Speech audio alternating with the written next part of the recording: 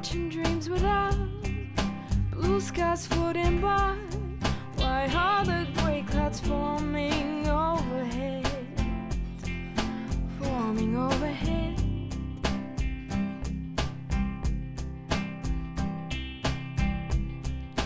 I'm trying to breathe, I'm following the path mapped out from the start. Why do my dreams keep moving out of sight? Moving out of sight.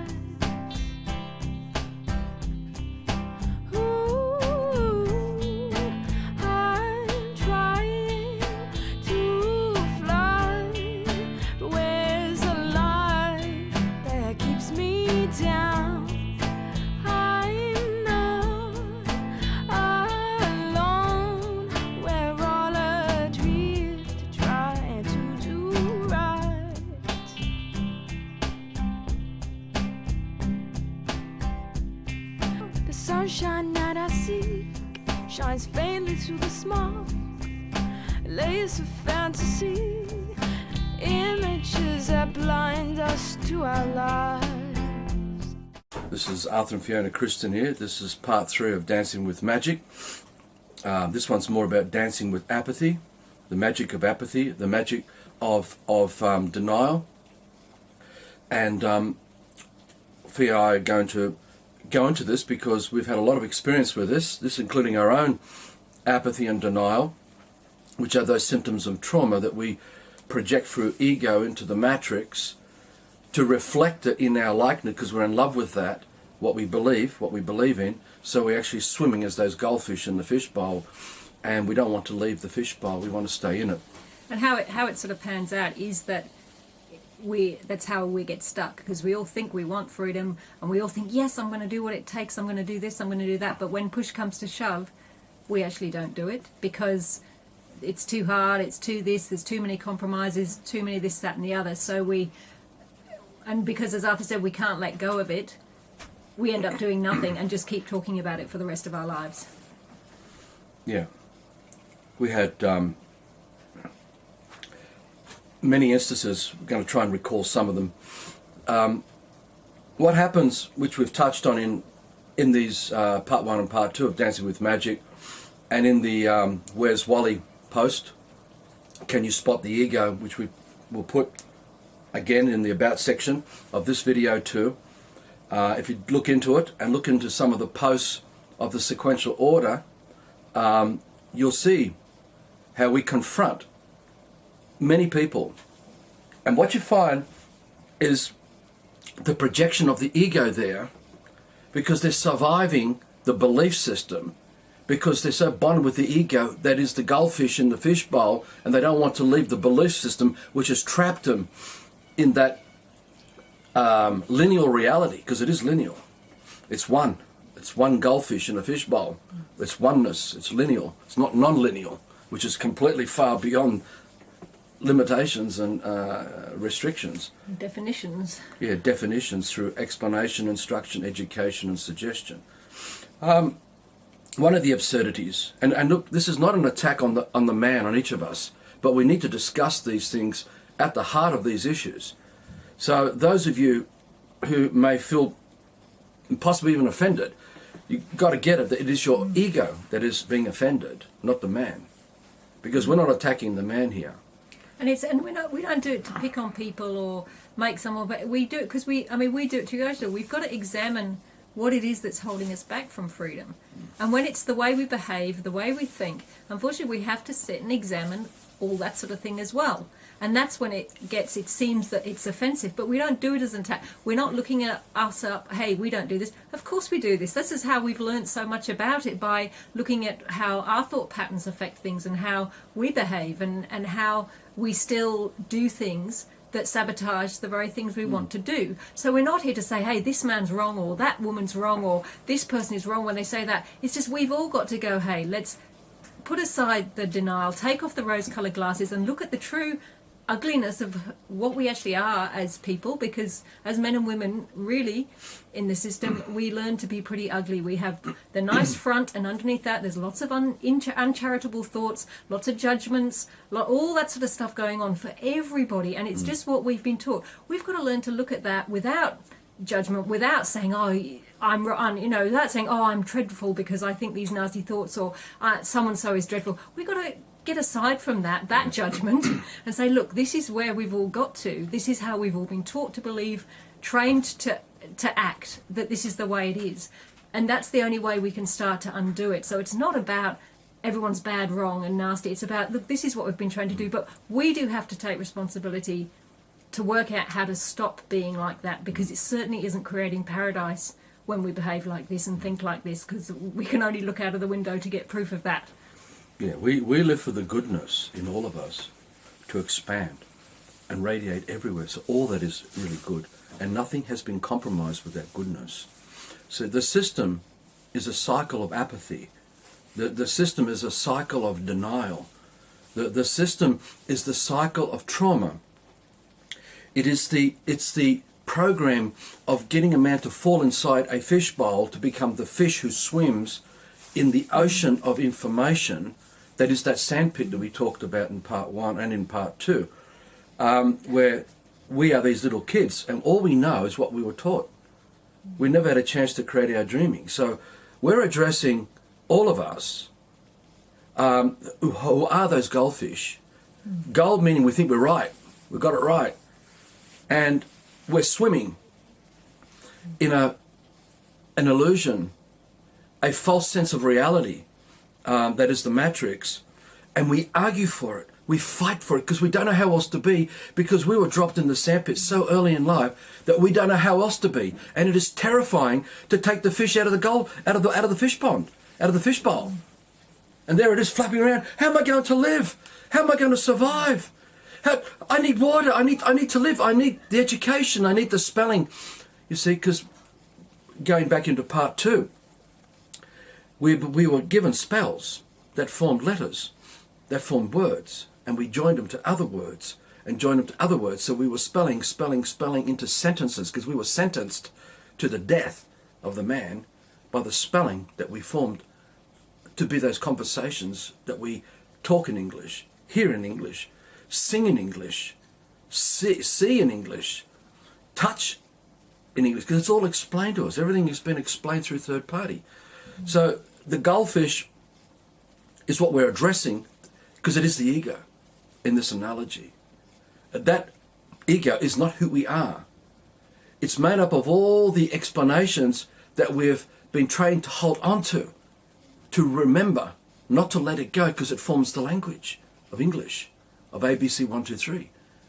Because without it, we cannot project the ego of the name that we believe that we are through ABC 1, 2, 3, projected into the matrix. The goldfish put inside the fishbowl, inside that water. The baby that's thrown into the sand pit with the sand bucket and shovels and that, and we're creating our lives out of that, thinking that somehow through all this spelling of all this conversation, because we wake up with English, we live all day through English, and we go to bed with English, and the whole communication is fake and fraud, because it ate our language, it ate our images, and we keep creating a fake version of reality that is a reflection. It's a shadow of who we think we are. But we fall in love with it. We're so deeply in love with that. Deeply in love with the illumination.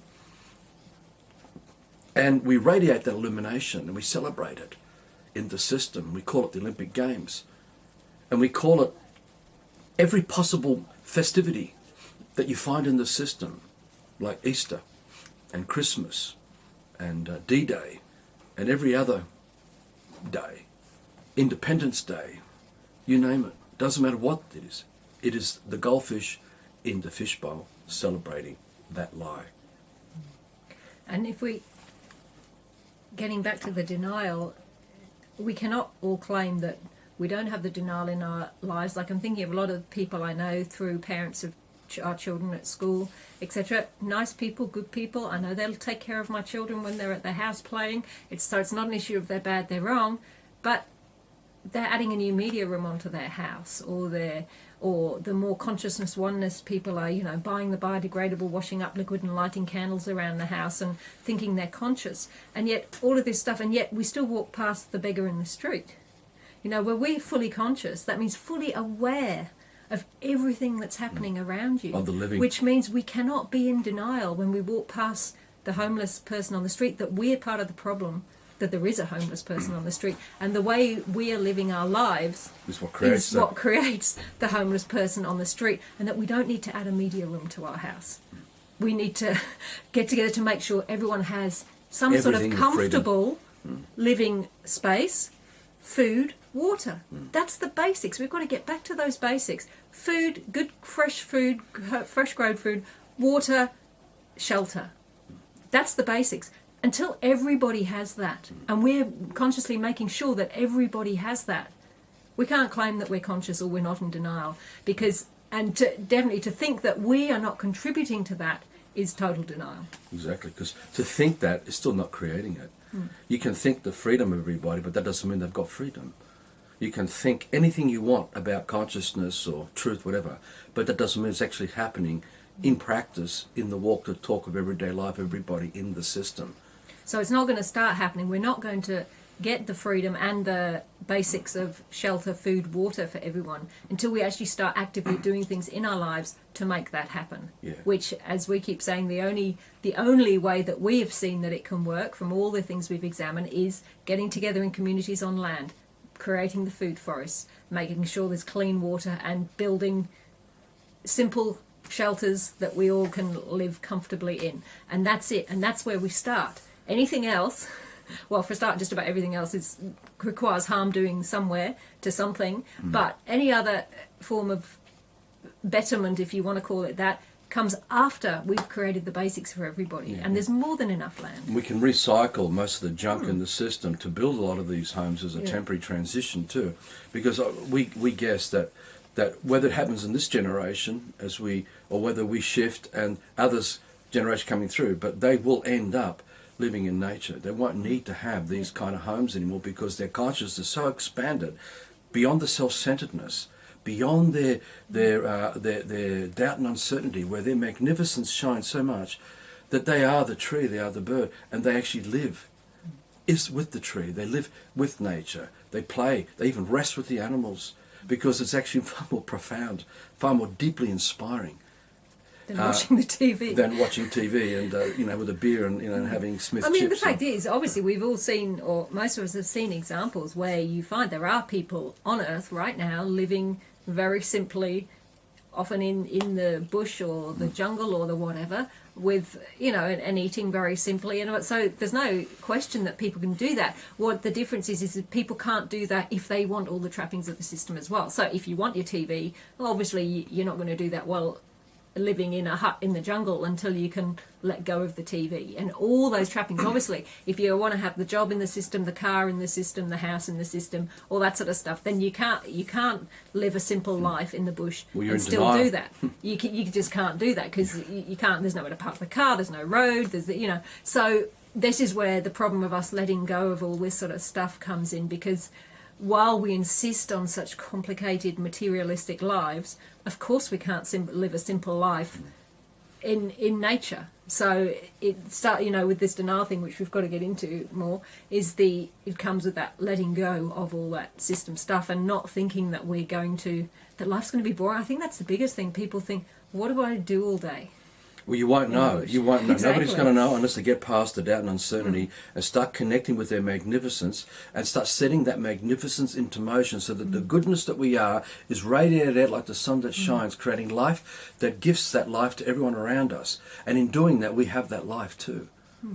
We'll not be that self-centered sun where the rays turn back on self-centeredness and now it's my mortgage, my land, my freedom, my consciousness, because that's all black demonic holes of lifelessness, of soullessness, and this is actually how the system works. And this is also actually where our children will show us the way more, because I don't think I've seen a young child, like I'm talking young, 2, 3 in system age, bored in nature. I mean, literally, you give a child that age a little bit of grass and bushes and stuff, a little stream running by there, how many hours will they play?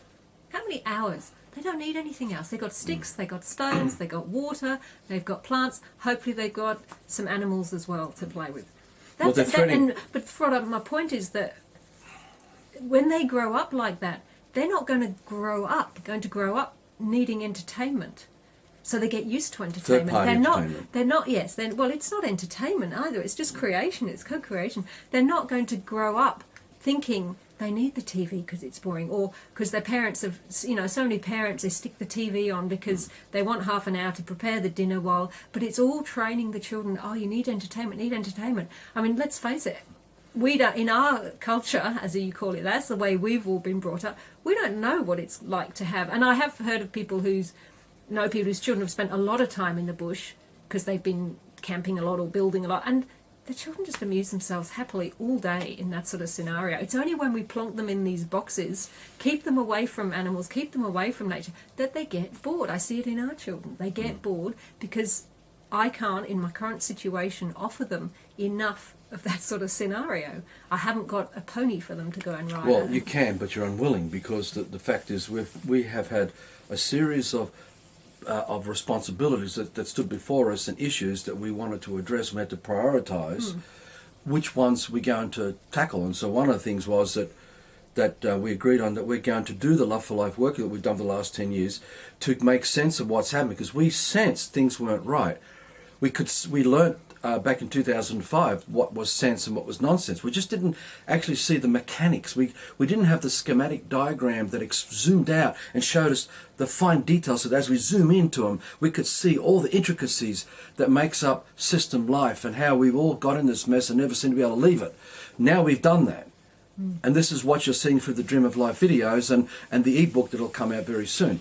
So Dancing with Lies videos. Yeah, the dancing with magic. Magic, it's the dancing with lies, or I like saying dancing with bullshit, but because that's what apathy is and what denial is, and all lies are bullshit. And the lie is so incredible, because the greatest lie of all, is us giving up our magnificence to accept another man to give us an explanation of what possibly could be our lives as a fake version of our magnificence.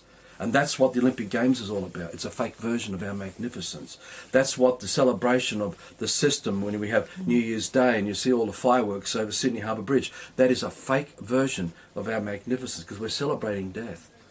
We're actually celebrating death. It's the same thing with Christianity, with all the Christians who believe in Jesus, their Saviour. Every Christian needs slaves.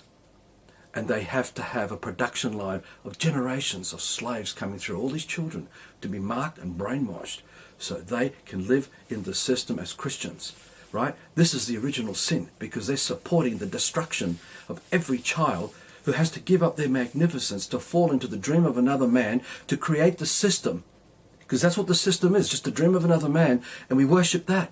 The child gives up, every child gives up their unique dream.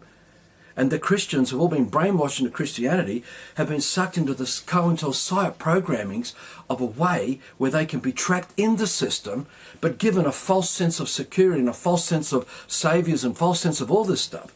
Because the purpose of the Freemasons who created these COINTEL programs is to keep them as slaves all their fucking lives.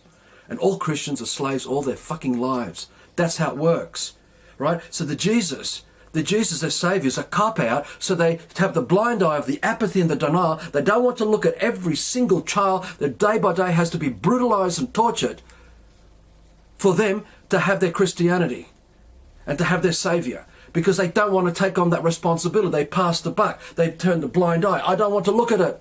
I don't want to see it. I don't want to know.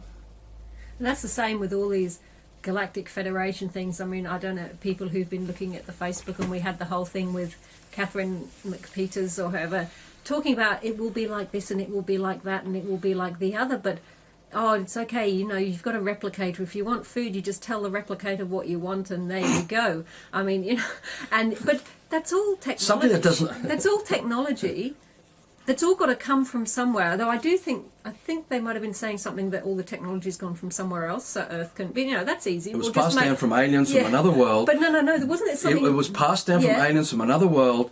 It was miraculously arrived here on Earth with this amazing quantum physics kind of technology. Not the exact word, but that's what it's implied. And basically, what they're saying is something that has no life, no soul, is somehow miraculously going to create soul, food with soul in it. How can that be? Life force energy. How can something that does not exist, that has no soul, create something with soul that gives life force energy? That shows you how delusional these people are. It was the same as the OPPT thing. Suddenly everyone's going to have, was it $1 billion or something like that? Now, if you think about it for half a minute or less, like probably a nanosecond, you can figure out that if everyone has $1 billion, $1 billion is worthless, and everything falls apart anyway, because there's no one, are you going to go to work cleaning the toilets when you have $1 billion in your bank account? Are you going to go to work to build the cars in the factories when you have $1 billion in your bank account? Are you going to do anything when you have $1 billion in your bank account? Of course not. But then the problem is, of course, if everyone has $1 billion in their bank account and they're all wanting to go, oh great, I can buy a nice house now, I can go and I can go down and have a nice meal at a restaurant. There's going to be no waiters, because they've all got their $1 billion as well. There's going to be no street cleaners because they've all got their $1 billion. It just does not work. Apathy. The same with the Galactic Federation. That, everyone's going to do a job they love for their communities. Yeah, but so who's going to clean the toilets? Who's going to be told to clean the toilets? That's what I always come down to. Who's going to clean the toilets? Because I clean the toilets in the house. It's a job that's got to be done if you want to clean toilets. So I guess they're going to have robots, but then how do you make the robots, and who controls the robots, and who designs the robots, and who's going to administrate the system that tells everybody what they're going to have to do?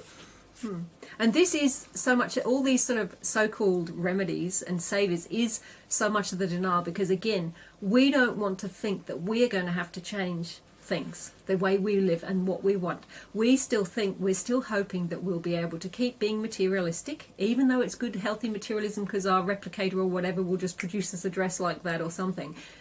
It's still not changing anything of the way we think, and the way we think is what's got us into all this mess, and why Earth is at the point of total collapse. Unless we change the way we think, and by changing the way we think, we change the way we live.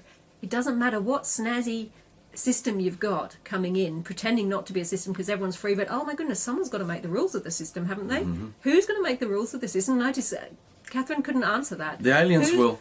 Well, exactly. The Galactic Federation will come down, and they're going to provide us with the star orders of the star commands. Can we trust the aliens, though? Oh yeah, absolutely. They're one of us. Oh, okay. So we're aliens. They're part of it. They're brothers and sisters. Oh, okay. They love us.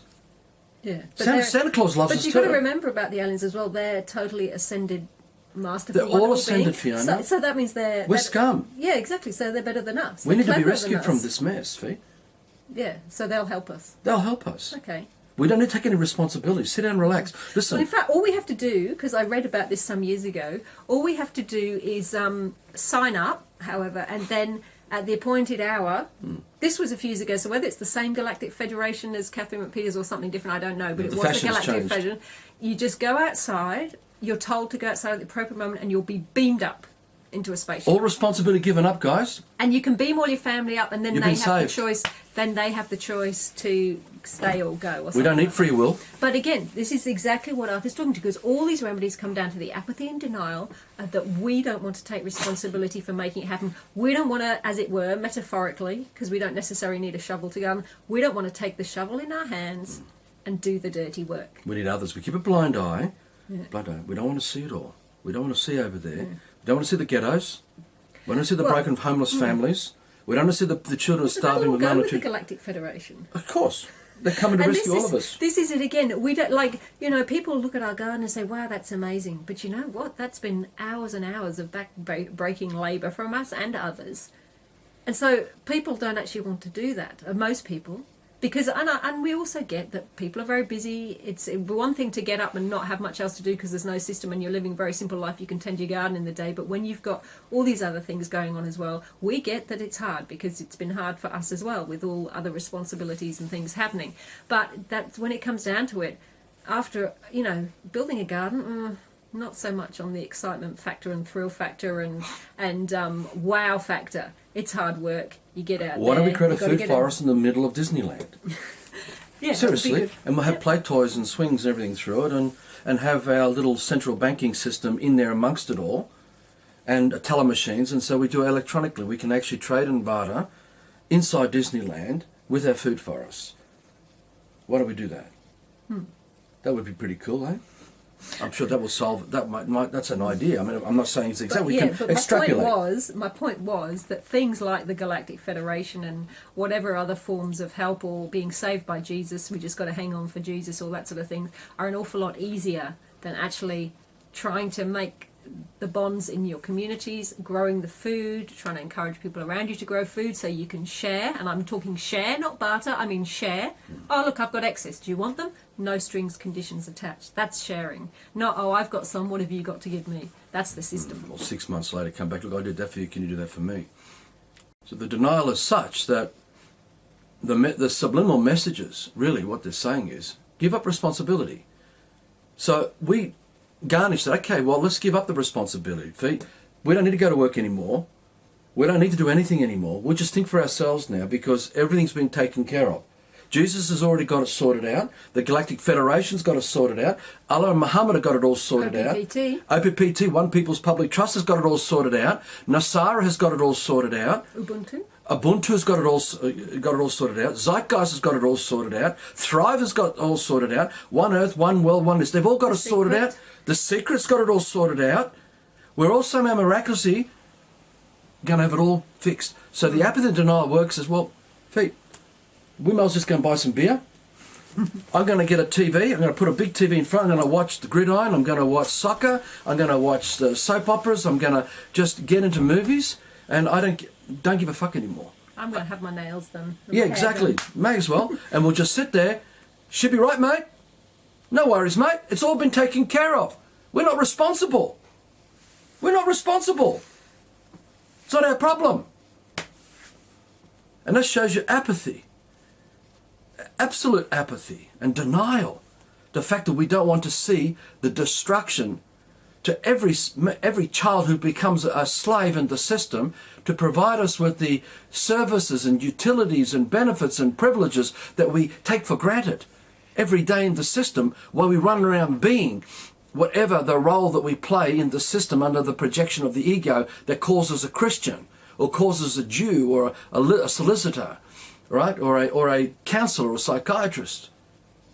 Because that is exactly what the COINTEL psych programs do to us. They teach us to desensitize us, to shut down our ability to sense, to have the compassion, the true awakening, to see, oh my God, look what we're doing to these children. I cannot live like this anymore. I can't live knowing other children have to be destroyed. And this is the original sin.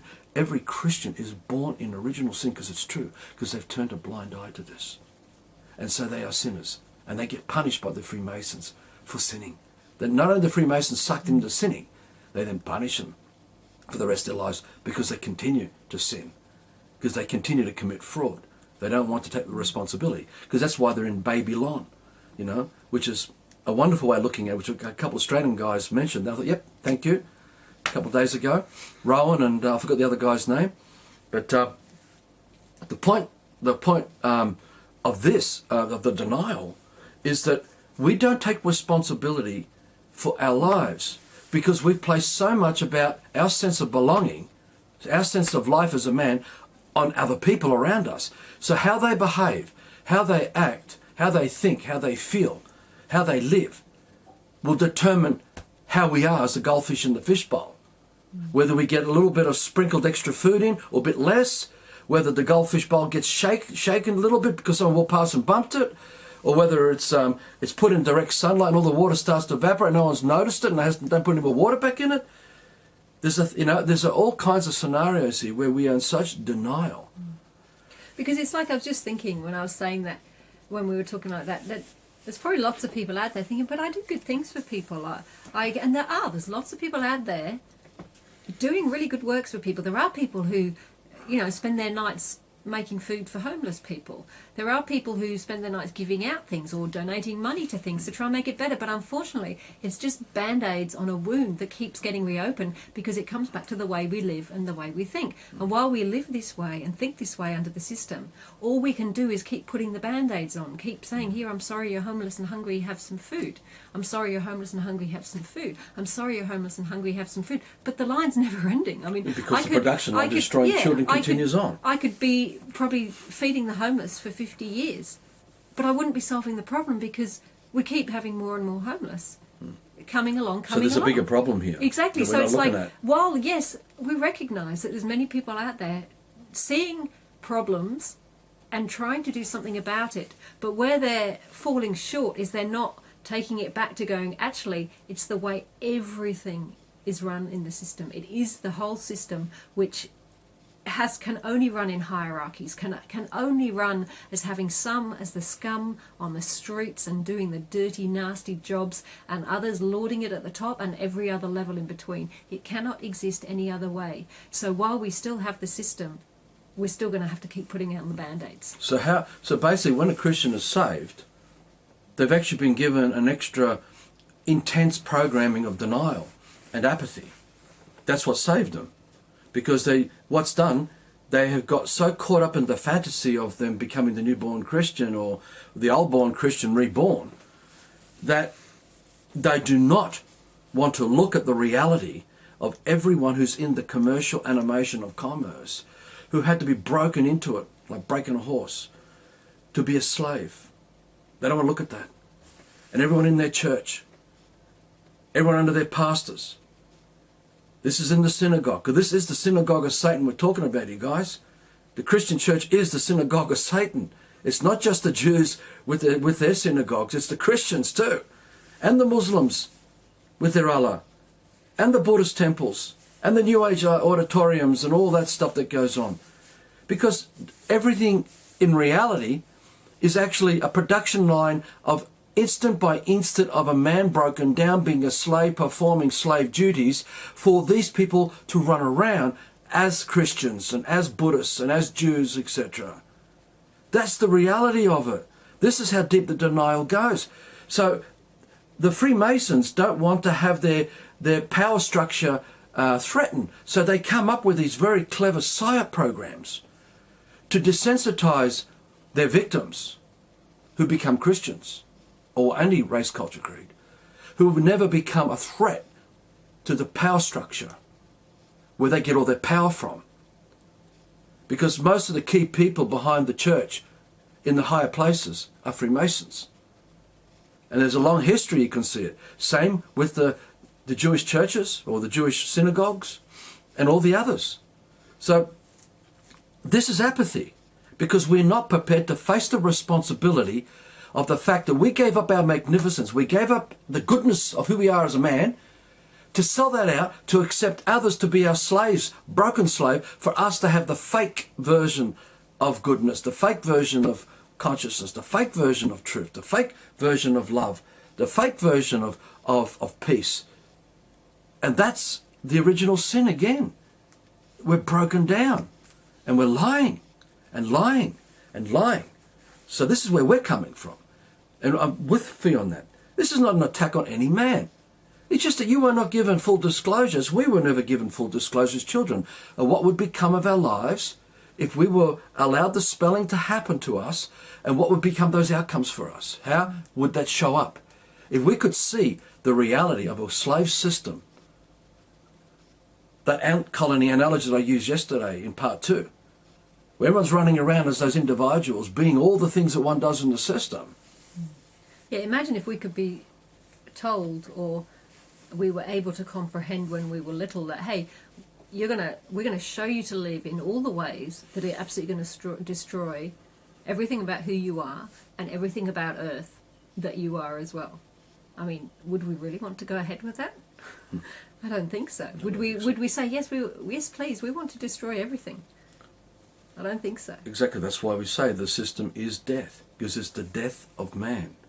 The system is the perpetual machine of that is the ego that was manufactured for us, that we took on because we were given the idea of it we amplified it, we directed our life force energy to prop it up, to become the puppet that we perform, our marionette, that we act as the actor for it, and we live our lives like that. So what it means is that the system is the moment by moment of our soul dying. That's what the system is. The system of Christianity is man's soul dying. Every day we live as a Christian, our soul is dying.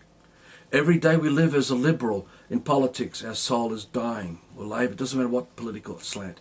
Everyone who lives in the law, every moment, the soul is dying. That's the system of death. But they don't tell you this because all the Freemasons worship death. Their God is death. They follow the snake's instructions.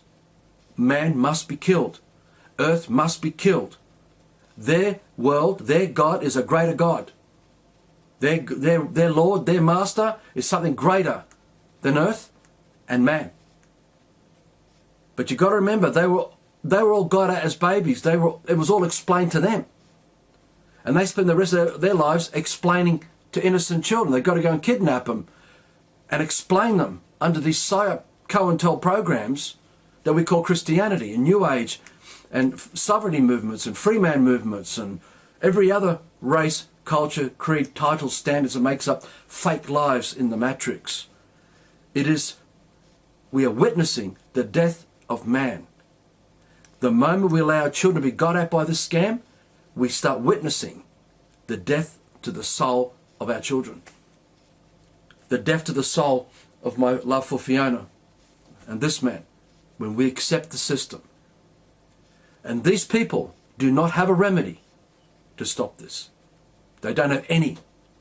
All they got is the open door to hell and a huge push behind it for everyone to be the lemmings that fall as the avalanche to death down in the pit of hell as they jump. Because that's what everyone's been trained to do. But and they do marketing hell, so it looks really nice. Yeah, it looks fantastic because it's illuminated. The hell is Jesus, your Saviour. The hell is Buddha. The hell is the Galactic Federation. The hell is commerce. Remember, commerce is the value of your slave status.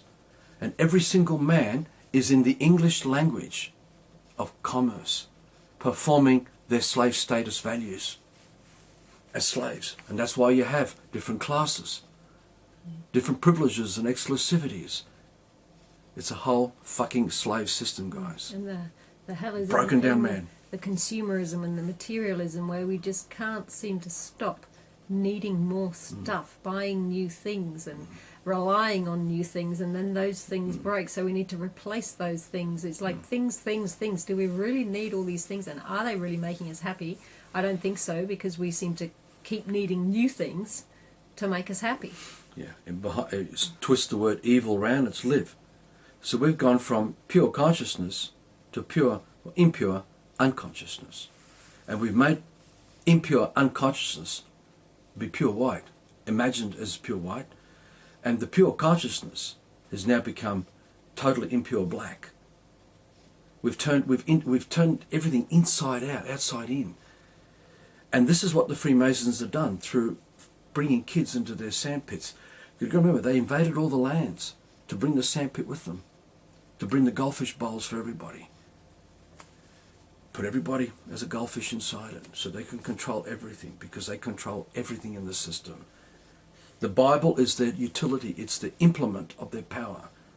Maybe another time we'll do a video and we'll go into some of the semantics of the Bible and show you this. But if you go and read and look at use your senses, how does it work in everyday practical sense? What you're reading, sentence by sentence. How does that apply in everyday practical sense? How, if it is true, then how can we live without destroying children to have what the Bible says work in your life? I bet you can't find one. Because it can't. Because everyone had to be explained in the first instance. And it shows you everyone's in original sin because they are being given the explanation of a God, and they worship the explanation of a God.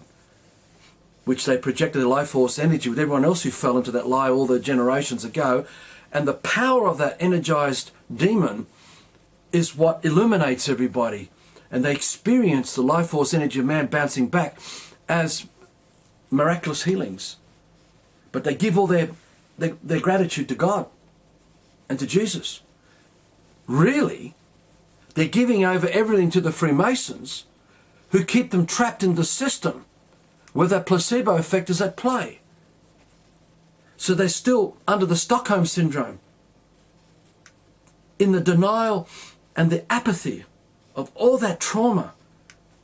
Because that's what a Christian does when they wake up and they go to bed. It's what a Jew does. That's what everyone in the system does. They get up. I'm living off slaves out there. And everyone else out there is living off you as a slave too. And everyone's been got at. So the system is the death of man's soul. That is not, they don't tell you that. That's what the Freemasons do. When you go into their courts, you're admitting to being dead. They do not see you. They don't hear you. They don't see you. The living man is not before them. Only the persona, the ego, the representation of the man they believe they are, which is their world, because they only have copyright, right of copy or authority over the intellectual property of the ABC 1, 2, 3 and everything came out of it. So they only see that in their courts. Why? Because they want, while you claim it, they think that you're still processing the curse, and the curse is not coming upon them and their families and their children and their loved ones. And they've somehow been able to deflect it.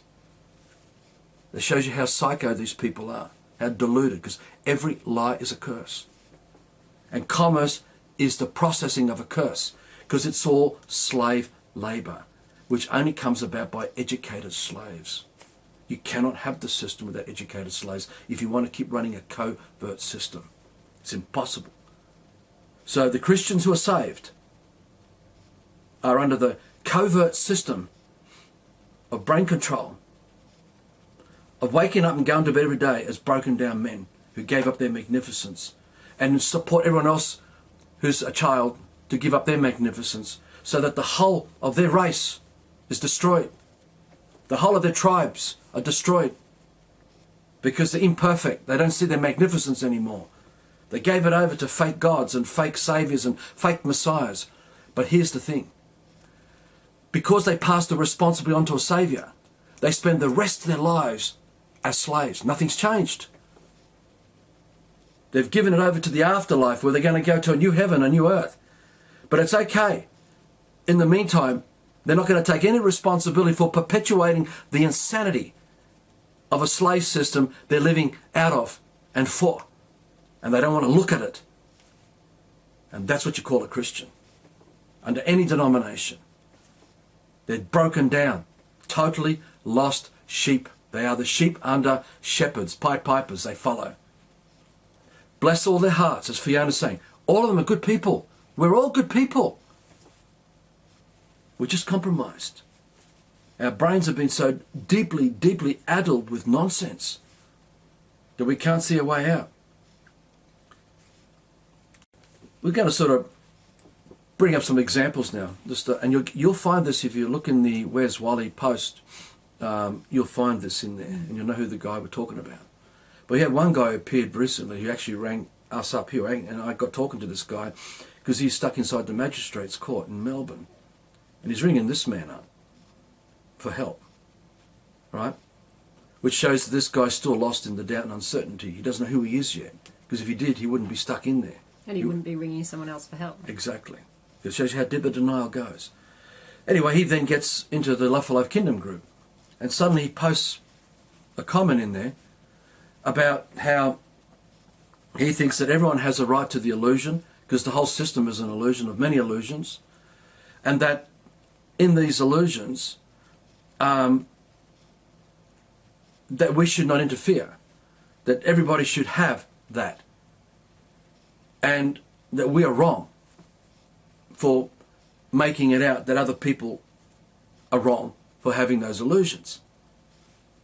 Now the point I'm getting at is that what he's actually saying is that he wants our children to become doormats. He wants us to be doormats. and he wants everyone else around us to be doormats. So all those who've been dumbed down under the spelling of English can continue performing the spelling of English as those lost in the illusion. But they need everyone, including our children, to be the slaves who provide the infrastructure of the system, because they still go to the shops to buy the food. They go and buy their petrol. They still need electricity pumped into their homes. They still need gas. You don't find these people living illusions living in nature without the system. These people are in the system. And their whole lives are default in the system. But they're so fucking delusional. They're just so deeply lost in the apathy that what they're really saying is they support the murder of our children's souls and your children's souls and everyone else's souls so they can run rampant doing what they want. That's exactly like the whole New Age scene, actually, because you get people going, oh, everyone has their own truth and, you know, that doesn't resonate with me.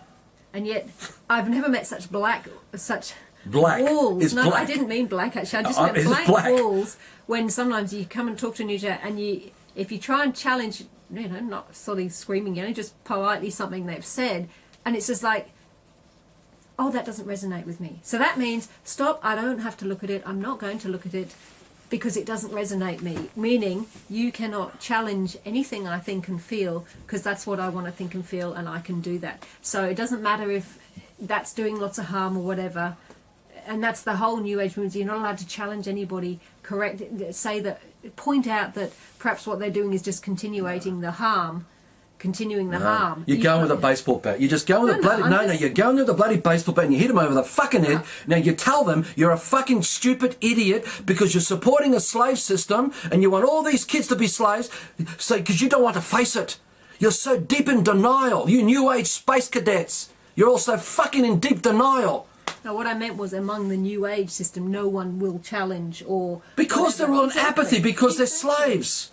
They don't want to see their slaves. They don't want to admit that they're broken. They've been given a fake idea of consciousness. They've been given a fake idea that they're magnificent. They've been given a fake idea that they're good, but not bloody good. You don't wake up and go to bed to be good when you know you've got a whole world system of slaves around you to provide all the materialism of the secret. Because the secret is all about that bullshit. You manifest your materialism. You manifest your consumerism. And your sense of belonging is to that.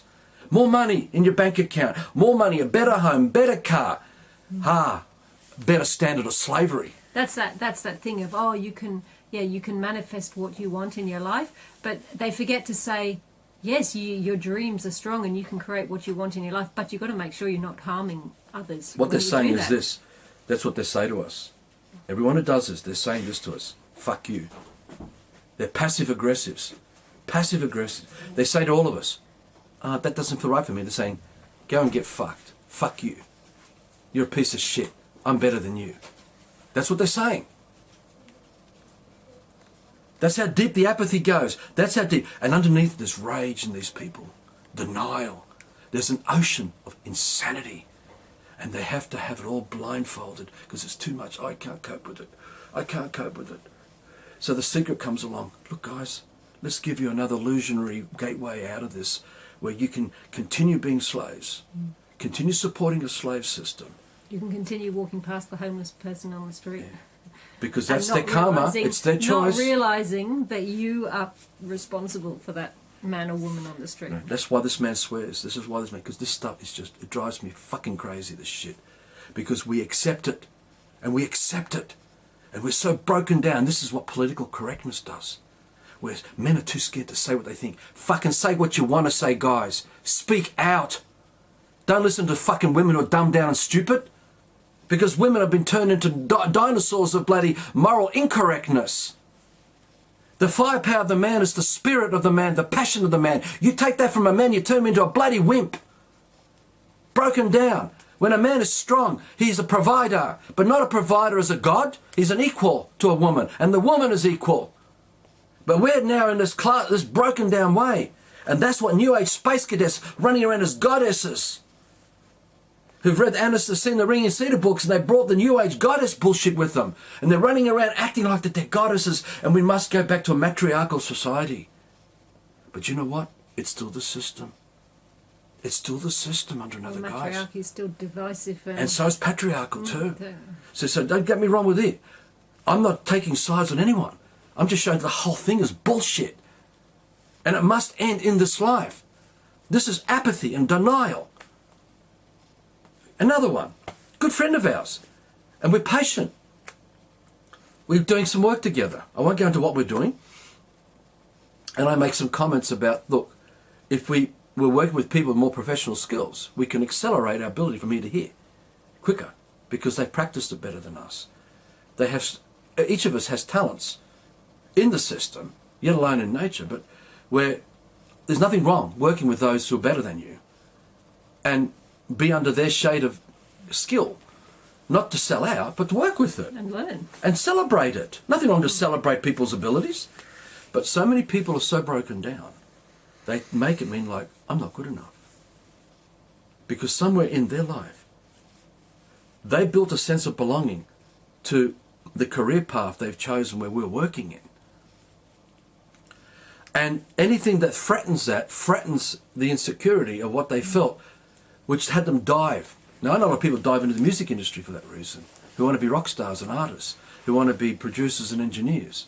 I know a lot of people in arts, and many arts who do this. But they've done it through the ego.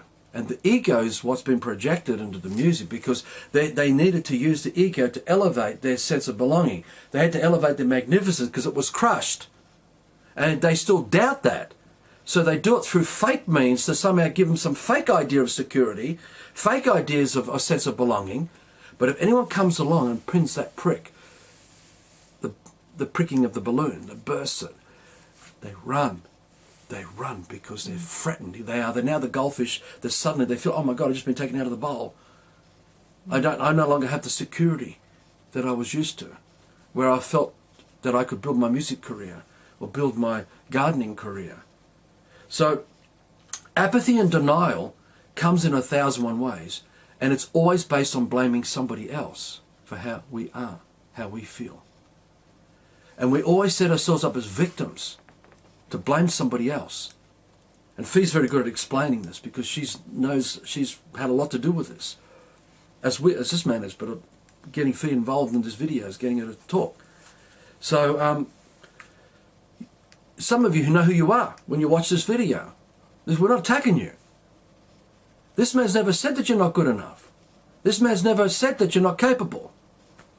This man doesn't even think that you're not capable. This man tries to encourage you to want to take it on and become better at it.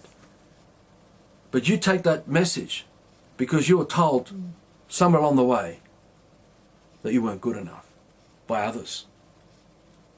And so you bring the radar by impersonating this man to be the blimp on your radar, where that story, what happened to you, whenever it happened to you, and your pain and suffering and all your reactions all happening in there. Because if you're secure in who you are and someone says, hey, wouldn't it be great if we had someone to work with who could make this happen faster, you'd go, yeah, wow, that would be great and I could learn so much.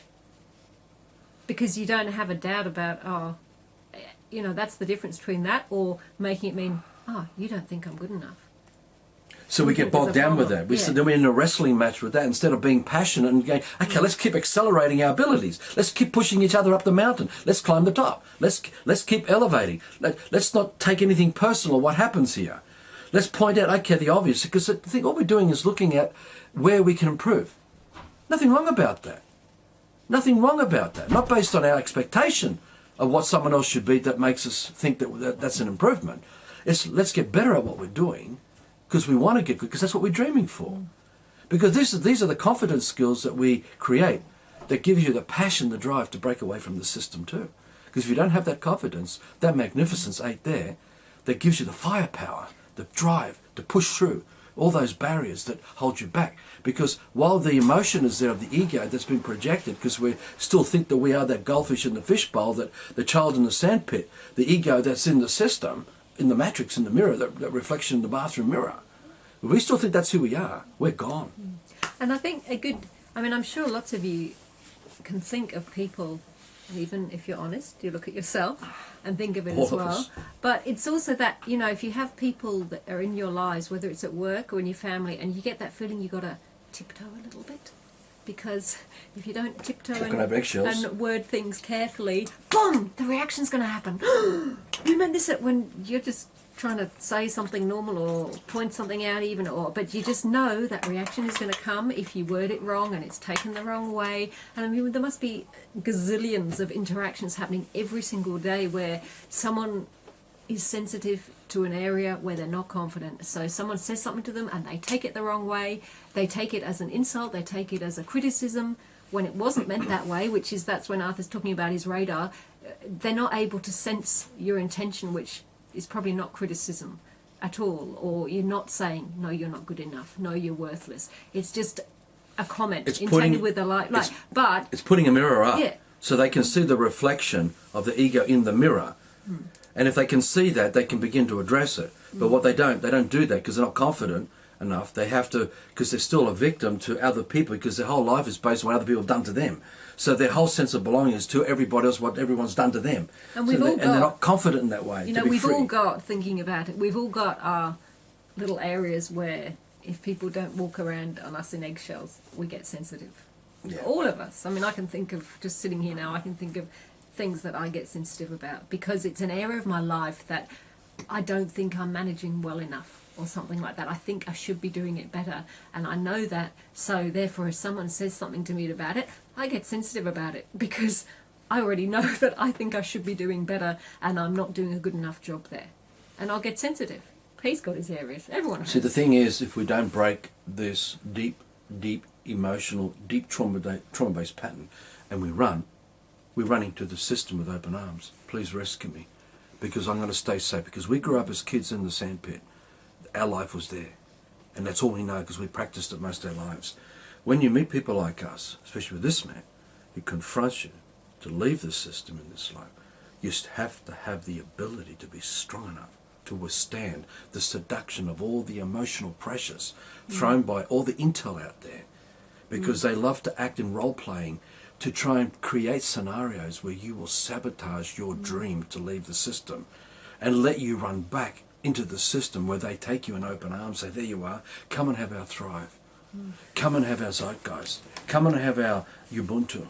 Because what we've just seen lately, we've had a whole spate of stuff going on Facebook in the Kingdom group, for those of you who don't see it, of divisionary tactics, different ways of trying to come in and cause controversy. Now there's various ways we've noticed that. It's either, the most obvious one that people nearly always fall back on is attack the man. You know, if you can't come up with an answer, an argument and point out where something's wrong, you just start making barbs at the man and making this and just the nasty stuff. But an interesting one recently, and whether it's intentional or not, I don't know, but someone who came into the group and started trying to treat some people another way, Arthur another way, suck up to Arthur, and push others away. Now, right there you got someone, that's a tactic that happens all the time in communities, because you get someone who wants to go and is all nicey-nicey to the leaders, so-called leaders of the community. We're not leaders. No, we're not. But I'm thinking of the community situation We're baseball bats. Where there always are. You know, there's someone who's got the main thought behind it or whatever. And yet then, but to other people they might not be quite so nice. They're colder, they're more critical, they're whatever. Now right away you can, if the group is not strong, that can cause division.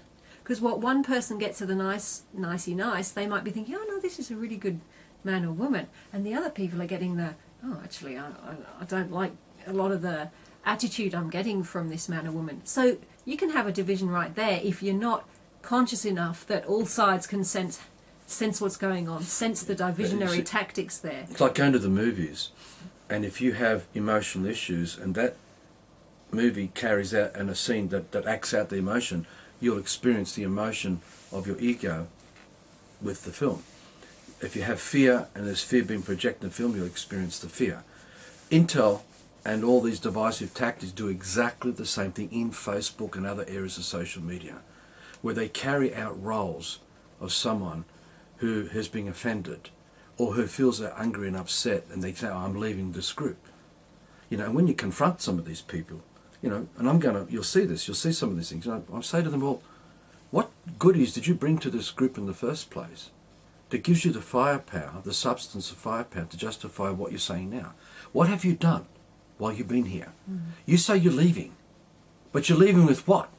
What did you bring for you to leave? What did you give? You see, they brought nothing. But people who are dumbed down and stupid with the emotion, they're still in the fear trip. They're still in the denial trip because they think, oh my God, Arthur's a leader. Arthur's a cult figure. Whatever. When we're not. Right?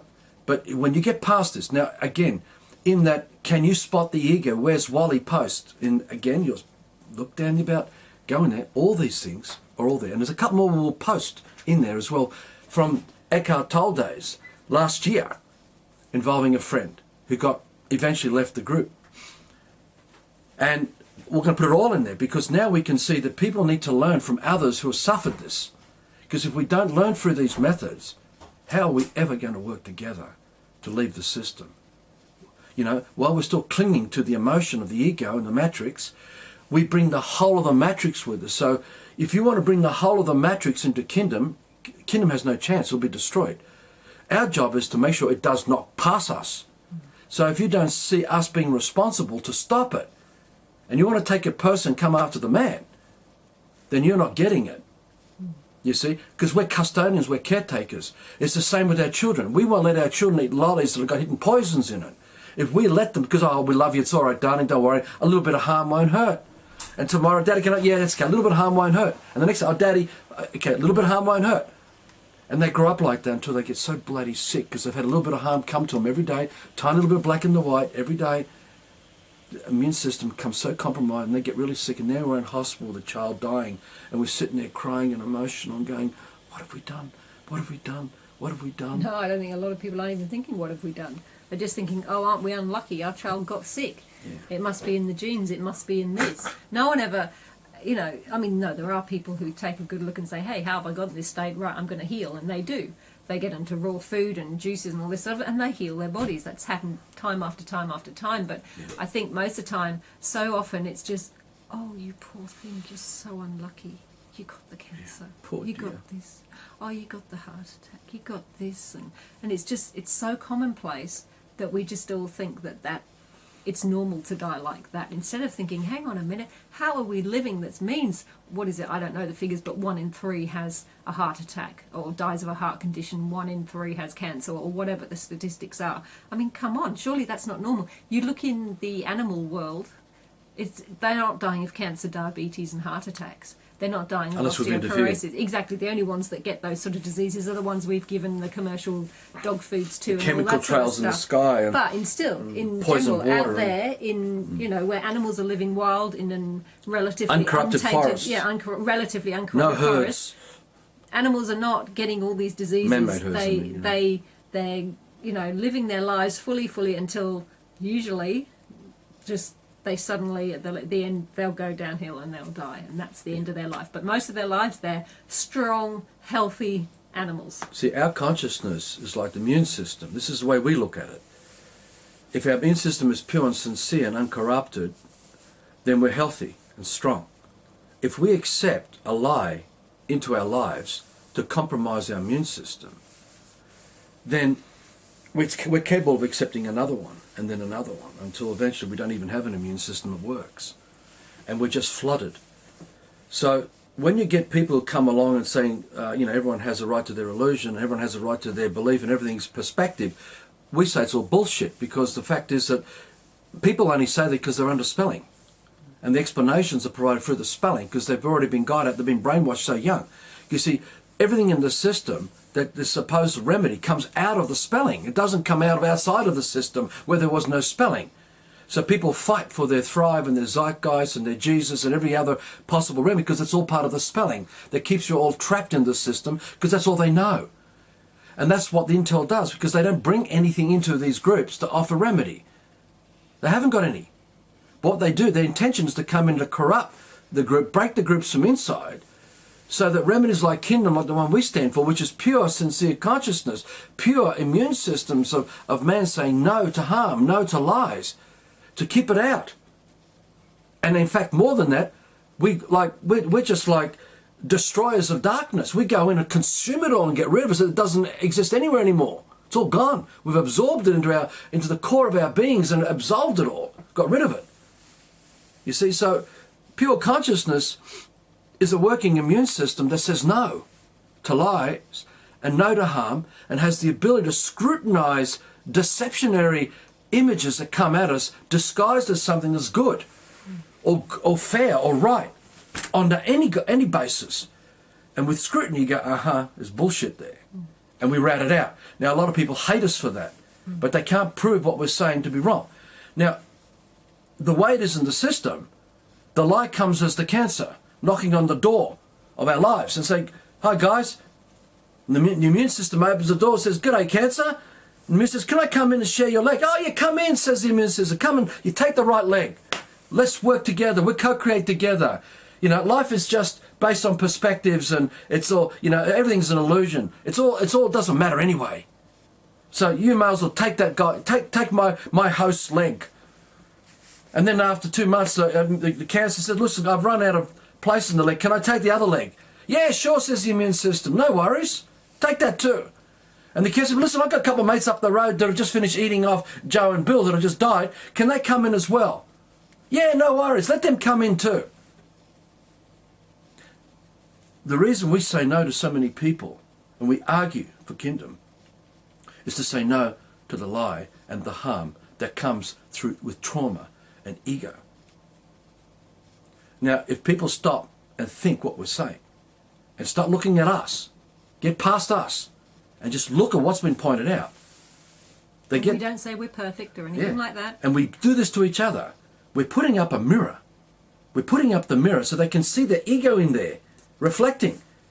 And we say, do you want to take responsibility to stop that behavior, that destructive behavior? Right? Because otherwise, if they don't, and all their life is the projection of the ego and the matrix in the kingdom dream, it's the cancer that's come in with no immune system to stop it. You see, so we have friends who come and they want something from us. They want something from us. Most people ring us, want something from us. Most people are screaming for help because they want something from us. And we're not their saviour. And we're not going to act irresponsibly and act like as if we're going to rescue them, because we can't. If they don't take responsibility to stop it and be the immune system and be accountable, there's nothing we can do. Because everything we do will only exhaust our life force energy and we'll be drained, and then they'll turn around and blame us because it didn't work for them. Because they didn't make it happen. Exactly. That's why we won't let them come into our lives like that. And when people start beginning to behave like that, we get rid of them very quick. And we don't have to get rid of them through violence. We stop providing them with the flame to the light. When the light goes, the moth goes too. And we've had friends here who start getting depressed. And they become very depressed. We're not creating the depression. We're not for the depression. We don't offer depression. It's the ego that they are so in love with, that they fall in deeper love with, which takes them back to the early stages where that depression happened and where they create all the distractions to avoid facing it. Meaning they don't want to face the trauma. They don't want to peel away all the side programs of all the illusions, of all the fantasies, you know, get past the saviors and messiahs and get past all the entertainment and all the other crap and face the trauma directly in your eyes. Look at it, and welcome it and say, okay, I get you, I get it. I'm not going to work with you anymore. I'm not going to fight with you anymore. I'm not going to react to you anymore. I'm just going to let you fade away. I'm not and going a lot to of the depression, I guess, comes from, it's the ego feeling, oh my God, there's no place for me here. Yeah. There's nothing, I'm not being Because fed what here. they're thinking is the ego's thoughts. It's not their thoughts, because they're still underspelling. They don't have thoughts. They don't have a life. And the whole purpose of kingdom is to connect with us, and us with them, and others, to create their real life without the ego coming into it, because you can't bring ego into kingdom. And that's why we created the mudroom, because the mudroom is the place where we clear out that shit. Every possible area of it. And so we leave the mudroom to enter kingdom pure man, incapable of being corrupted again, and capable of saying no to lies, no to harm, particularly no to slavery. I refuse to live off other people being broken so I can have what I want from the system. I don't lust for that anymore. So this is a transition thing. One very interesting example that occurred here in this house when we come to talking about illusions and how we just cling to them and long for them and stuff because we're still desperately waiting for something to make it better, and also how we doubt the fact that we can already do everything we need to do with what we've got. We've already got it. We had a man come here for a few days, a nice man, helped in the garden, great, all that, but he had a little device for restructuring water, just a little thing, and according to him you can pour the water through directly from the tap and it cleans everything out, and it's about $400. Now, neither Arthur or I got very excited about this, partly because for years we've had no money, so we don't just, have money to spend on dinky gadgets. Well, it doesn't have a soul. Yeah, and also it's not living. It was interesting because, and frankly, I could still taste chlorine in the water after it had been through. But the interesting thing was, so we weren't sort of jumping up and down or anything, but there were 3 people here, 3 young people, and it was very interesting to see they all got totally sucked into this thing. Like, I remember seeing, and the only reason I wasn't listening to the guy talk about it was, it wasn't banty, I was just busy doing stuff, and I was noticing, oh yeah, he's talking about it, and wow, blah, blah, blah, and they're all sitting around like, oh wow, wow, wow, amazing. And then they were all convinced, yeah, we need this, we need this, we need this.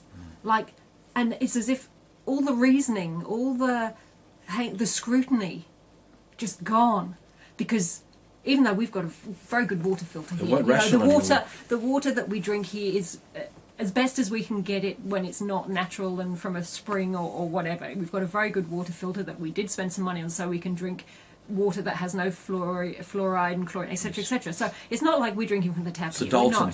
We're not.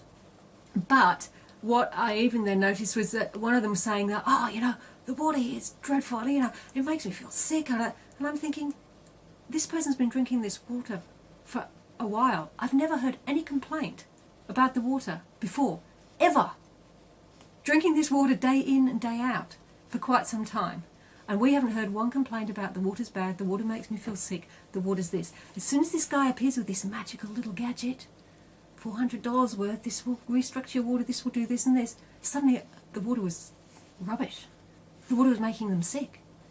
And it was a really good lesson. It was flabbergasting because I just thought, wow, the power of the suggestion. Now, look, frankly, what's the way to really prove to us that the water's great? He should have got 2 glasses, if he's honest, you get 2 glasses of water, you don't tell whoever it is which one's which, and you say, try these 2 glasses of water, which one do you feel better with? Now, that's a real test. But it was just seeing how this illusion worked and how desperate we are for a savior. Suddenly like, oh, but we've got to have this water restructurer or we're never going to regain our proper health and we're never going to be able to do what we need to do. See, system science is this placebo effect because we use the spelling of English to direct our life force energy into images that we call inventions that are dead because there's no soul in it, because there's no living consciousness in these things that we create, right? And but because man's intent of that belief is, and all that life force energy has gone into it, with every other man who's done it, it becomes the swirling mass of man's consciousness or unconsciousness in belief with this device, so that when someone comes along to buy it and has been seduced into it, they come to this home, and this could have been after 2 years, and many people on the way got caught up in it. So when they come with the device, they didn't come just with the device. They came with the placebo effect of every other man under the storytelling of the word or the name of that device and the claims that come with it. So that those who still are vulnerable to being seduced through the ego because they doubt their magnificence and they're not able to be rational to use their senses, they can get sucked into the illusion of all those demons, all that energy that man put into the belief of this device. So when puts the water through, and when I drank it the first time, all I could taste was chlorine. And I know that when we drink through the carbon filter, I don't taste the chlorine.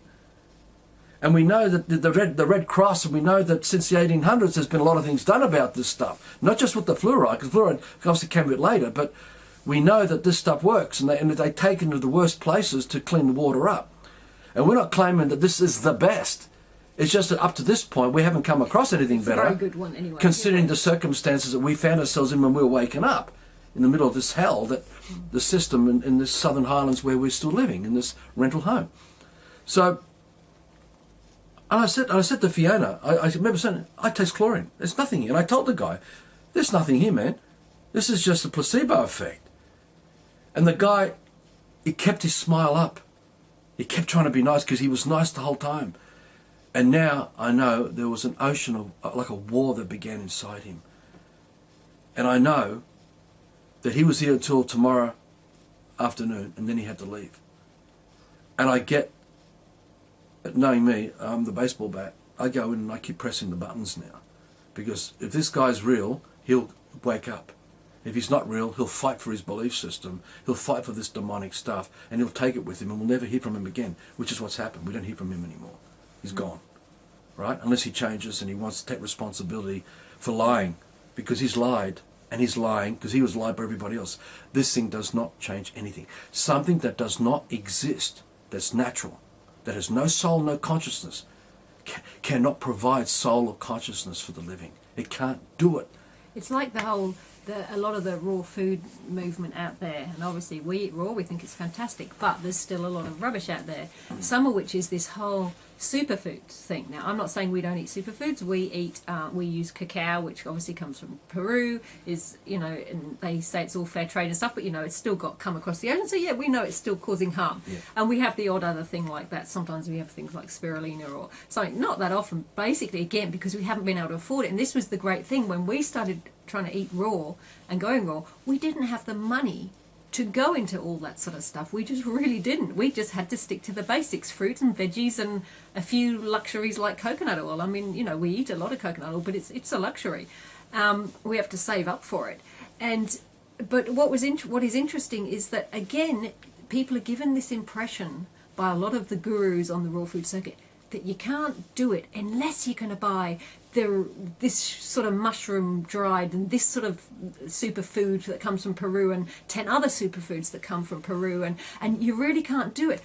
There's a whole part of that superfood, the raw food movement, that doesn't talk to you about going out into your garden and just starting some veggies and stuff going, which again has the effect of making you think, I can't do it with what I've got David Wolf does that. In this situation. David Wolf's got notorious now. for that. Which was the very greatest thing, that because of our very limited financial circumstances, we've had to do it the simple way. And frankly, it's by far the best way, because when you're pulling the stuff directly out of your garden, you're not adding loads of transport costs, you're not relying on some farmer. Like when I'm eating the cacao, I'm relying on the guys in Peru to produce it for me, and I'm relying on someone else to ship it to me and someone else to sell it to me. I mean, and there's many people in the chain along like that. But it's this whole thing of the placebo effect again. It's like, I've got to have my water restructure, or I'm not going to be able to get that health that I really want. I'm not going to be able to do it. Yeah, I've got to have those superfoods, because if I don't have spirulina every day, I'm not going to be able to do it. The thing is that one of the great things out of the Ringing Cedars books, Anastasia, when we say to people, the books aren't the jewels. There are jewels in the books, and you've got to use your senses to get them, because they resonate with your life, not as explanation that you live your life out of. One of the things that we found doing raw now for almost 8 years, or around 8 years, and we experimented where we tried a bit of cooked food and a bit of dairy and all these things, and our heads spun out like as if we just had a joint or even dropped acid. And so we knew, we already sort of knew this before we did, but we wanted to be sure. So how it works is that when you get seeds and you put them in the garden, or if you want to put them under your tongue, put your saliva.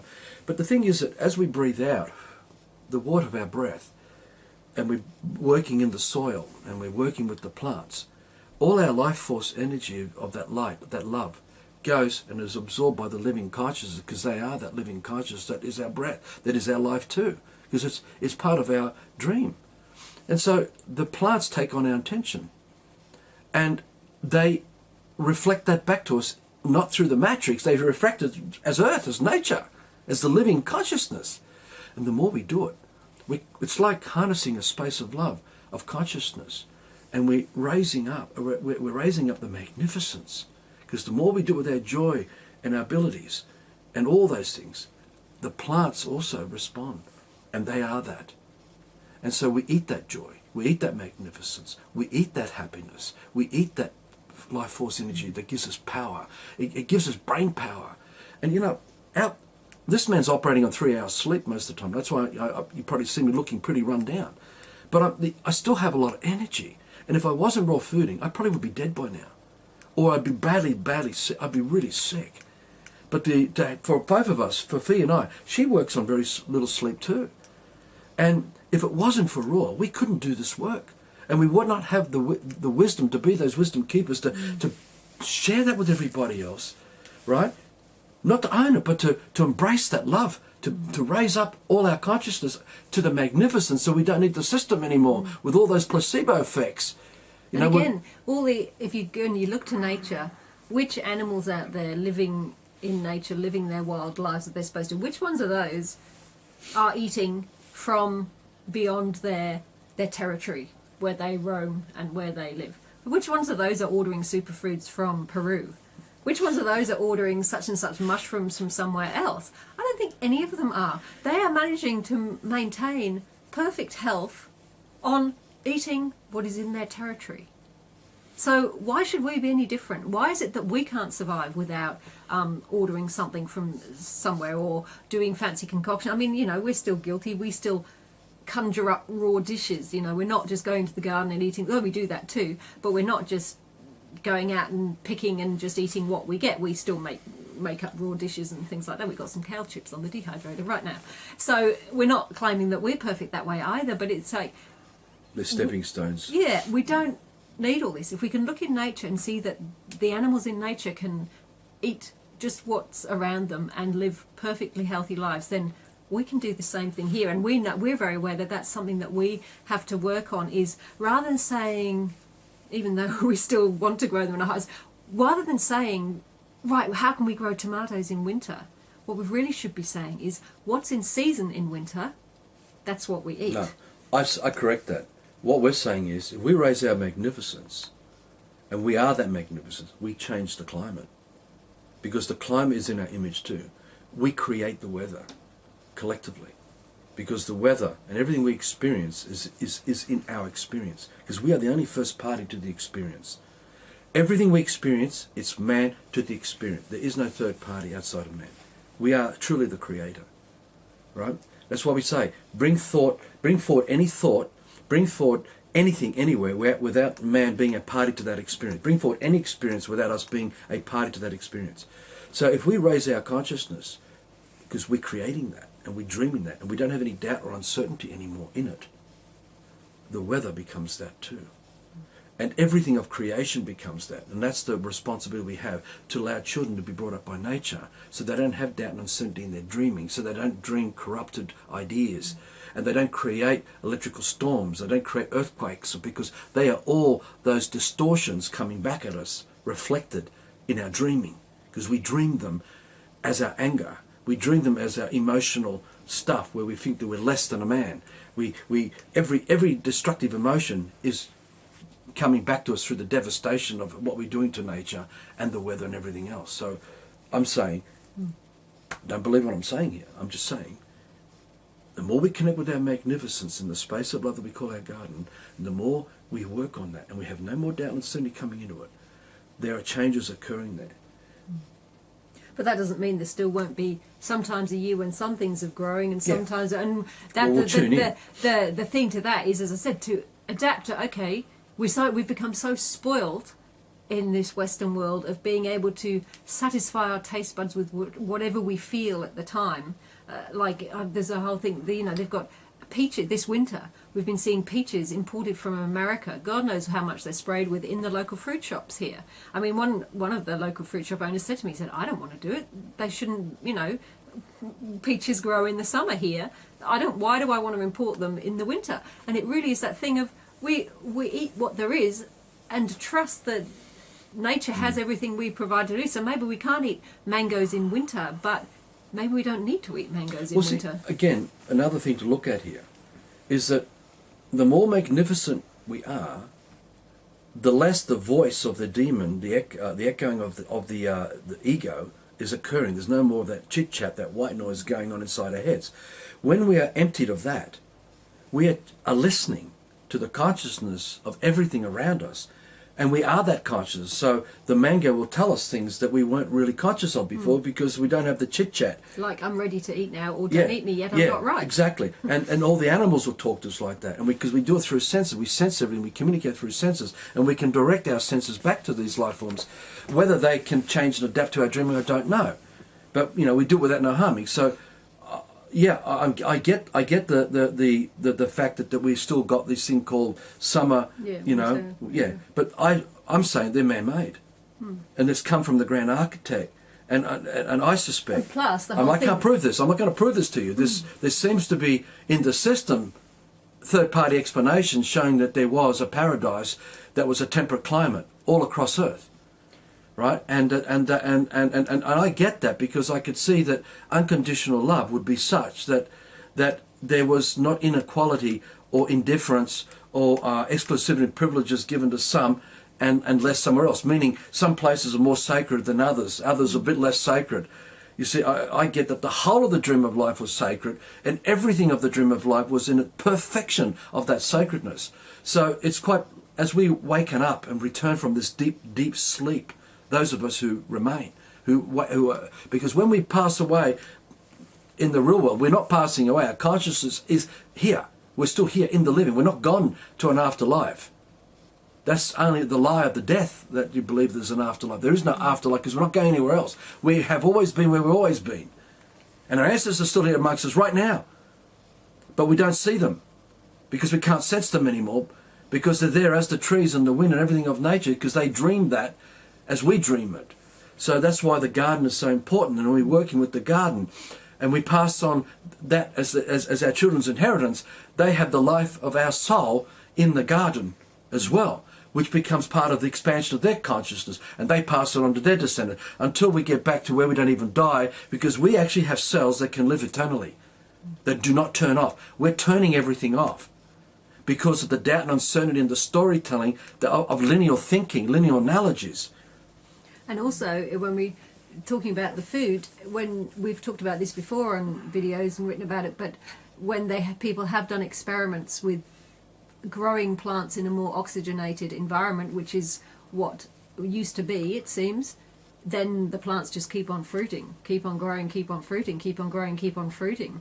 They just don't, maybe the fact that plants need to die off now or go dormant, or the trees all can't fruit in the winter, maybe that's part of their weakened state. They need that was the 1984 Tokyo Expo, where they put a tomato vine. The others, and they did one tomato vine in a glass dome or whatever it was, and it just grew and grew and grew and grew and grew in this oxygenated environment and never stopped growing. They couldn't stop it, and so it showed that an oxygenated environment, which shows that through all the lore of the ancestors that passed down to the descendants through the tribes, that there was a time when all the waters came down, because our ancestors who fell and lost it through this satanic stuff that was going on back then, it collapsed the firmament of all the water of man's breath. And so all this water came down and filled up all the lowlands. And all those lowlands are now called the Pacific Ocean, Indian Ocean, Mediterranean, etc. And there are hundreds and hundreds and hundreds of remains of the dead world underneath it. But the thing is that the lower down we go, the more intense the oxygen was. And the more that we did not corrupt nature, the more intense the pollen was, so that every breath was full of life. And it's possible, and I say more than likely, that we were breatharians. We didn't need to actually eat, because every breath was so energized with pure consciousness. And oxygen and pollen and all that. And we got everything we needed. So that's all been buried and destroyed by our ancestors, and we're supporting, because we're still in that fallen state. But I think when we wake up, we will start to restore the problem and let the water. And this is why you see all the chemtrails, guys. When you see all the chemical trails in the sky, those who don't know about chemtrails, look it up, chemtrails. These are fumes that are coming out of aeroplanes that are full of chemicals and nasty mold and bacteria and nanobot technology and all kinds of other heavy metals and things in it, like barium oxide, aluminium oxide, and other nasty stuff that we actually, anyway, this stuff, it becomes like the space age. It's like we're becoming an alien world.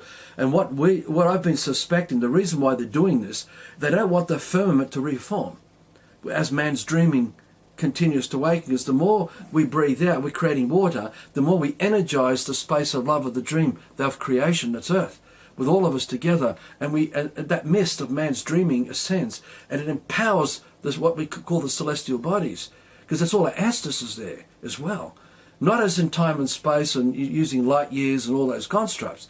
So, and I think that they're using chemtrails to stop the water. They're trying to stop the water forming, because it means that man's consciousness is not expanding as much as that it could be if they weren't tampering with it.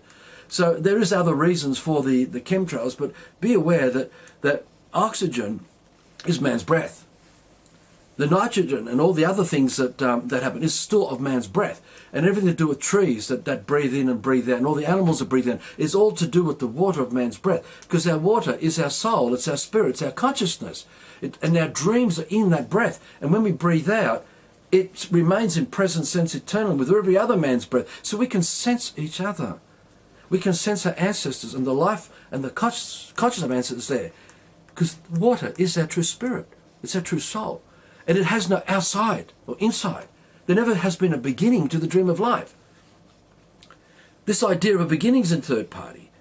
So when we overcome the doubt and uncertainty, and we stop getting sucked into these psyop programs that we're on a journey heading from somewhere to somewhere, which teaches us to give up taking responsibility here and now, because it doesn't matter, we're going to the afterlife, it's all been looked after. And there's 1,001 of these kind of tricks that puts us in a state of denial and apathy. When we confront that, and we actually are the creator, meaning we are fully responsible.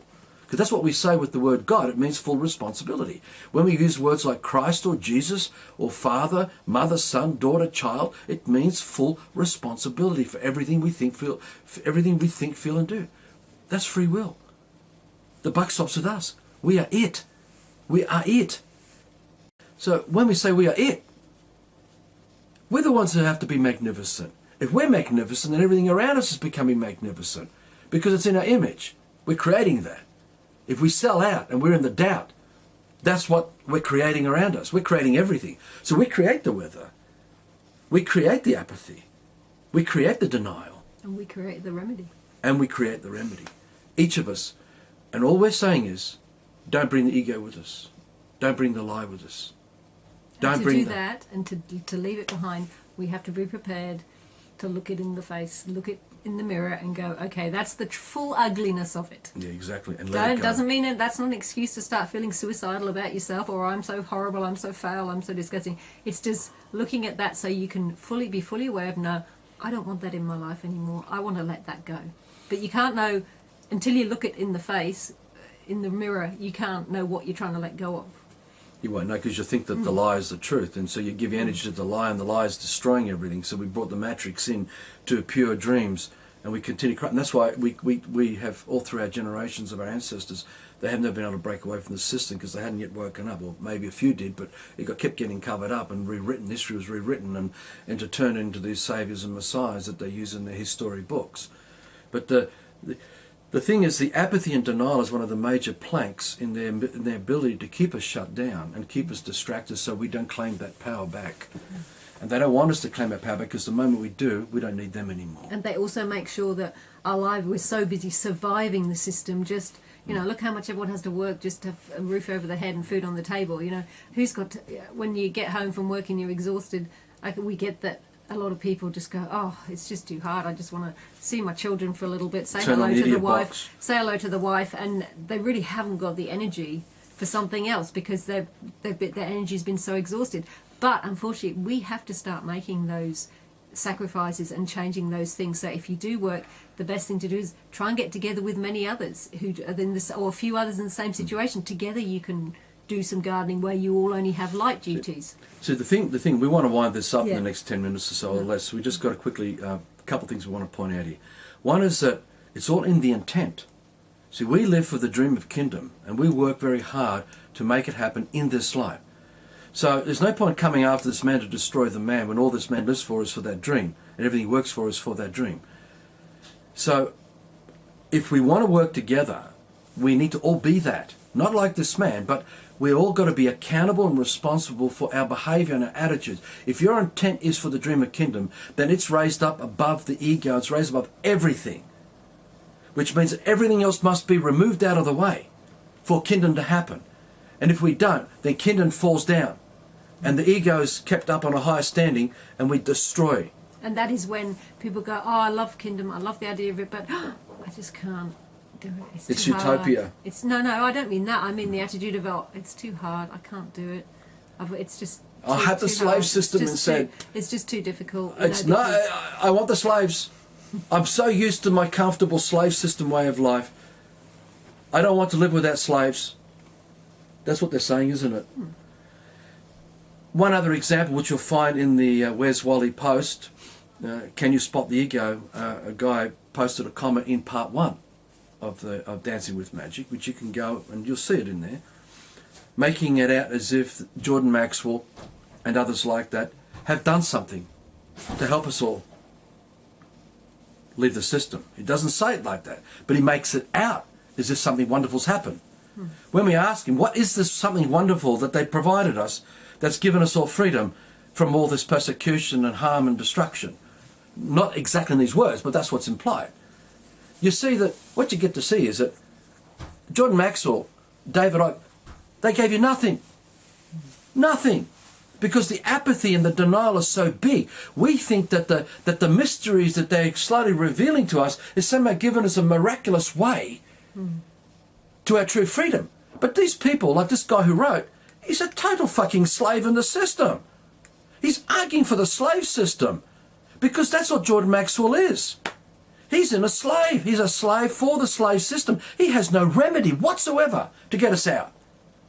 Same as David Icke and all the others. And the stupidity is to assume that, oh, wow, these guys are telling us these secrets, these Freemasonic secrets. Do we really think it's not planned that they tell us these secrets? They're still not telling us the real secrets behind it. Well, the real secret, there isn't one. There isn't one. The real secret of the mystery, there is no mystery. No, there never there's no has been a mystery. But there's that intention to destroy man and all the that. real mystery is our fallen state where we gave up our magnificence. And while we're in that doubt and uncertainty, we can be sucked into all fake crimes and mysteries and be those rabbits burrowing down in the rabbit warrens thinking that the mystery will be unfolded. We will never find out who we really are while we're lost in the spelling, because it's the spelling that took us down there, and it's the spelling that keeps us down there, and the spelling will never make us leave the matrix. Jordan Maxwell does that. David Icke does that. And they all do that. The important thing is that we may, we can listen to them and go, oh, wow, is that how it works? Oh, look at that. That's amazing. Oh, I never realised people did this, that and the other.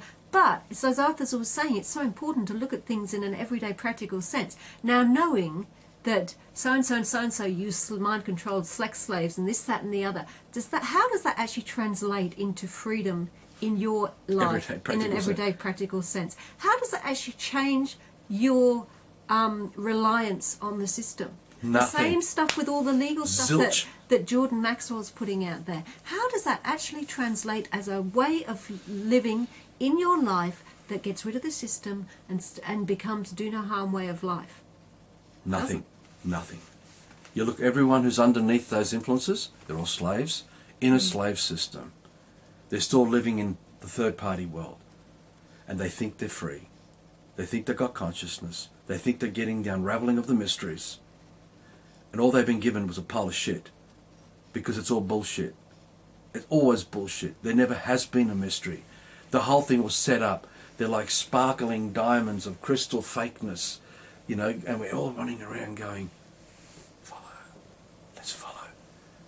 If we just keep going down the rabbit warren a little bit further, we'll find the truth. We're going to follow us. We'll find freedom. Freedom. Maybe we just have to turn down this alley. Maybe we just have to turn down this alley down here and we'll find freedom down there. We got freedom. But tomorrow I've got to go to work. Yep, that's all I've got right. to pay We'll taxes just keep next going week. and we'll get there next week. Otherwise I'll be knocking on my door. It's fake. So have a look at that. Can you spot the ego? Where's Wally post? There's a lot going on there in the sequential order as well. We're going to put up another video again very soon. We're going to go into some of the other things that we're going to point out that we're touching on. All the best. See you later. Bye.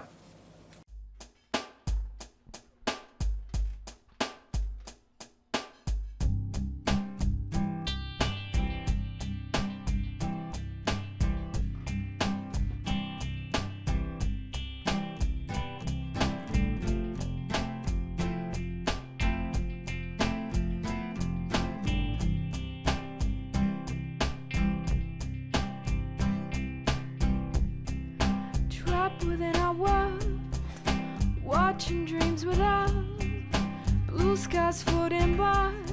Why are the grey clouds forming overhead? Forming overhead.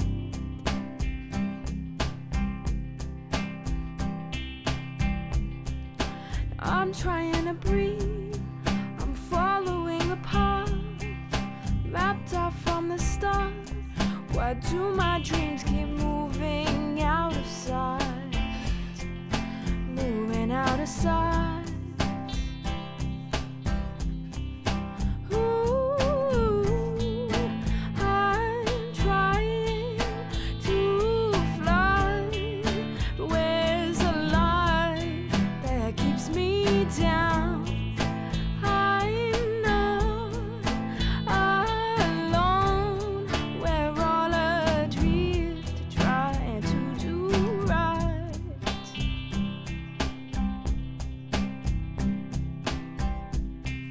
The sunshine that I seek shines faintly through the smoke. Layers of fantasy, images that blind us to our lives, blind us to our lives.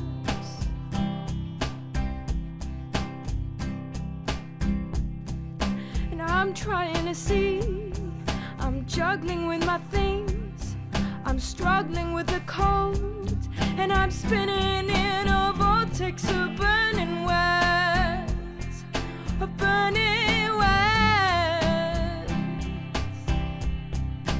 Ooh, and my head's on fire. Oh, where's the love inside my heart to wake me up from storyland, from my deep sleep? We'll save the forest, we'll save the mountains, we'll save the ocean when we save our lives. We'll save the children, we'll save the old ones, we'll save our earth when we save our lives by doing no harm.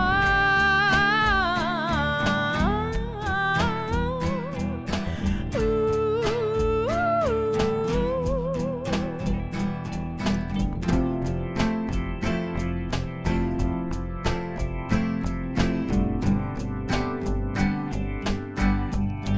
We're living for the love that lights up in our hearts. We're living for the dream of a world of do no harm. We're living for our kin, our tribe of conscious men.